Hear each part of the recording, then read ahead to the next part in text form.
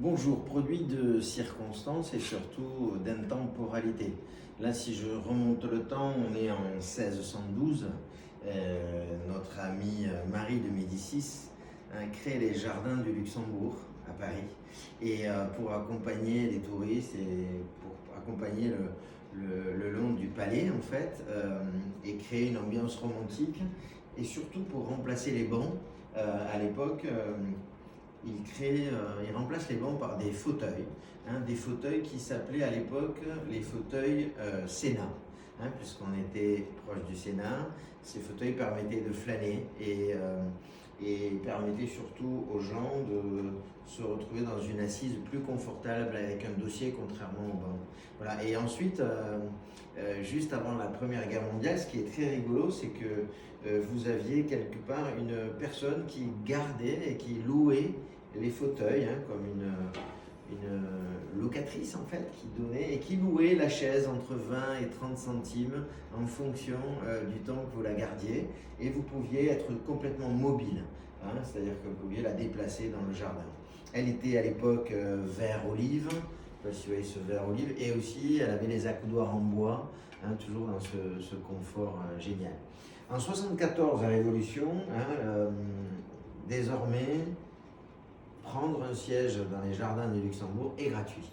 Donc voilà, pourquoi le temps fait aussi du bien sur des choses. Ensuite, en 1990, le Sénat décide de faire un appel d'offres parce que il est très difficile aux ateliers de Paris de continuer à fabriquer la chaise du Luxembourg.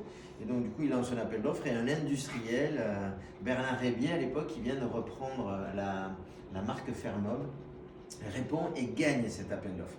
Et donc du coup, il industrialise et du coup, il en profite pour fabriquer aussi une série pour la maison en aluminium, puisqu'elle était avant en acier.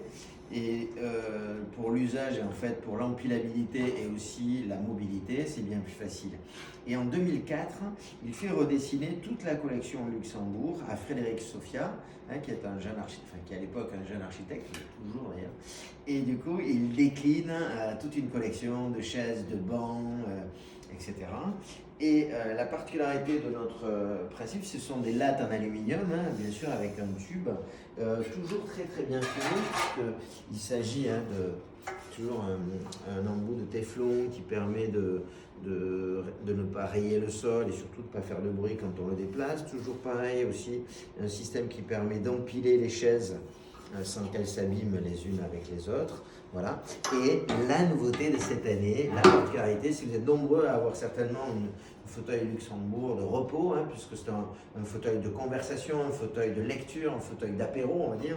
Et là, cette année, ils ont eu la pertinence parce que l'objection était souvent, je suis trop en arrière, et là, vous devez remarquer que le fauteuil a été retravaillé de son point de vue inclinaison, de manière à permettre d'avoir une posture complètement normale. C'est vrai qu'on n'est pas tous dans les jardins de Luxembourg en train de contempler le Sénat.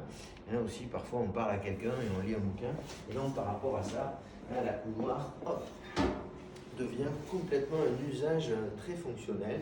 Toujours pareil, il existe des petits coussins pour l'usage hivernal, mais bon, aujourd'hui, l'aluminium permet une grosse résistance aux intempéries et surtout aux UV, à l'oxydation et également à la légèreté et l'empilabilité. Voilà, un bon conseil pour votre saison de jardin et vos futurs apéros. Venez chez Train Toto. À demain.